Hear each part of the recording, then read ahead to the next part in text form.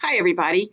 My name is Beverly Walker, and I am your instructor for FESA 3101, which is the Introduction to Fire and Emergency Services Administration. This is fall semester 2018, and we're excited to have you. For some of you, this may be your first course with East Georgia, or it may be at least your first FESA course. This is kind of an introductory course into the bachelor's degree program here. In Fire and Emergency Services Administration. I wanted just to kind of run through some things and tell you some things about the course and let you know where you can find stuff on the course site. When you go to the course site, excuse me, if you go to the top, I have my desktop computer behind the laptop, so if you see I'm looking away, it's because I'm looking at my computer. If you click on content, you'll see everything that you need for the semester listed there in the table of contents. I try to make all my courses the same, where you go to content, you follow that for the week, and it will show you everything that you need to do for that week. The course is 15 weeks long, so we'll be together for a while. But by looking at the content, it should tell you everything that you need to know. One of the first things on the list is, well, this video is number one. So obviously, hopefully you found that. But the course syllabus, and I would encourage you to print that out, keep it with you, look at the information there. One of the, to me, some of the most important pages are the last few pages where it talks about what is due when, and what you need to read and what you need to discuss and that kind of thing. So make sure that you're familiar with that. It also gives you information about your book information is in there if you still need that. There's also information about the course grading, about assignments and what's expected of you. So be sure and read the syllabus. I know it's not the most exciting reading, but you may find the answer to many of your questions there.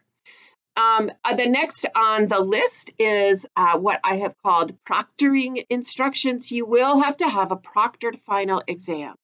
What that means is that you have to have someone administer that exam for you. For those of you that are local here to Swainsboro or Statesboro, you can do it on our campus. I'll be glad to do it for you. If you are local, if you want to go to Statesboro, they can set that up for you at the end of the semester as well. There's some other options for you, your local library. If there is another college or technical college where you live, they might be willing to do that. The other option for those of you in the fire service is if there's someone that is certified by the Georgia Firefighters Standard and Training Council as to proctor certification exams. I allow that person to be your proctor as well. It's not just simply your training officer or your chief, but it has to be someone that is certified as a proctor through Georgia Firefighters Standards and Training. So that information is there, and we'll be talking more about that, I guess. We don't have to worry about that for a while, but be familiar with that. There's some other information that I've referred to as a course map, kind of how to do stuff. There's some rules of netiquette. The discussion board, we want to make sure, kind of just the old be nice. You can state your opinion, but do so nicely. Everyone's opinion is valued. And make sure that it is professional posting. It's you get the idea, I think. I hope, anyway. There's also some training videos there for the use of D2L. This past summer, the college upgraded to a new version of Design to Learn Georgia View or D2L. And so if you're having trouble, it looks differently if you did not take classes over the summer, but it still works the same. But if you're having trouble, there's some videos there that you can look at as far as how to use the discussion tool, how to look at the grade book, how to take a quiz, and that kind of information. You'll see another category that is referred to as references and reading resources. This is a very important section as you will be referred to this section throughout the course. I've tried to put all your outside readings in this one kind of holding area. You'll see that it is divided out by chapter. So if the instructions say read this article, then discuss it, you're going to go to the references and reading resources section to find that article. So if you have trouble with that, let me know. It's just kind of a holding area. Maybe it's almost like a online textbook because all of the reading resources are located in that particular section. So if you can't find, if you say, I don't know where that is, it's probably in that references, reference resources and reading section. The next tab down is titled NFA application. For most of the courses in the FESA program, you will be receiving an NFA certificate. It takes a little bit of time, so it's not going to be at your doorstep the day the course ends. But I do need for you to complete an application in order to get that, that certificate. If you have taken courses at the National Fire Academy or at the Center for Domestic Preparedness, you have a SID, which is a student identification number. And you'll need that for this application. If you don't have that number, you just need to sign up and get one. It's not a big deal. You fill out the instructions are on that tab as to how to get that SID number. They started doing that several years ago, so you don't have to use your Social Security number. There is a course project, and we'll be talking more about that later. You're going to be creating a fire department or a fire and emergency services department within a fictitious community. So you can read about that. And then after that, you'll see down the left-hand side, each module, if you will, which is pretty much a chapter in the textbook, and they are set to open and close as we go through the course. I try to keep everyone together. If you think about if you're doing this in a classroom setting, everybody's going to be talking about the same thing on the same day. And that's what I'm trying to do through here. So the assignments will open when the module opens. So people can't get too far ahead. They do close, and so you can't get too far behind. Especially with things like the discussion, it doesn't do you any good to discuss 3 weeks after we've talked about that, or that we're 3 weeks after that module has passed. So I encourage you to follow those guidelines.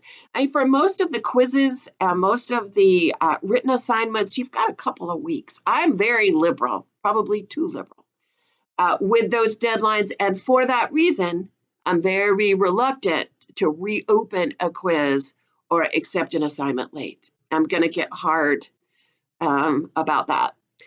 Because I give you plenty of time, much more time than many other professors give you to take those exams. I know your shift work, I know life happens, and so I try to be lenient with that, but some people like to take advantage, and I'm trying to the whole point is to keep everyone together as a class. You might want to calendar those dates in a day planner or an electronic calendar that you might have. It's up to you. They'll show up in the calendar in D2L. So like I said, there's 2 tests throughout the semester. There's not a midterm per se. There's 2 tests and a final exam. So the tests are cumulative over the material that has been covered prior to that. So test 1, let me look up here. I think it covers chapters 1 through 4, and then test 2 covers chapters 5 through 8. And then your final exam will be comprehensive. So if you have trouble with D2L, if you're having trouble in the course, I'm here for you. That's my job. I can't know if you're struggling if you don't tell me. Probably the best way to get me is with email.